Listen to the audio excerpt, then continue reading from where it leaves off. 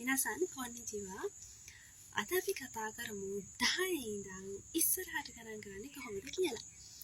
මීට කලින් වීඩියෝ එකේදී අපි 1 ඉඳන් 10 වෙනකන් ගණන් කරන හැටි බැලුවා. අද අපි 11 12 13 වගේ ඉලක්කම් ගණන් කරන හැටි බලමු. ජා හචිමෂෝ.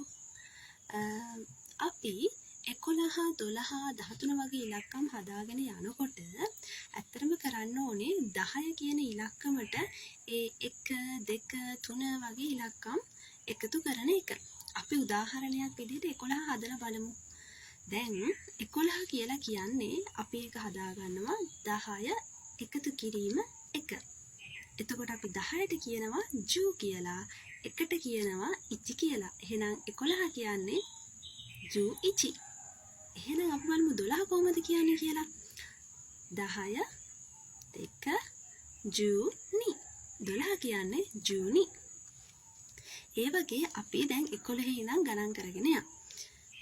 ජූ ඉචි, ජූනි, ජූ සන්, ජූ යොන්, ජූ ගෝ, ජූ රොකු, ජූ නනා, ජූ හචි, ජූ කියූ.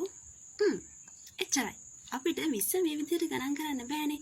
20 30 40 50 වගේ ඉලක්කම්, ඒ කියන්නේ 10න් 10 යන ඉලක්කම් කොහොමද ගණන් කරන්න කියලා ඊළඟ වීඩියෝ එකෙන් කියලා දෙන්නම්.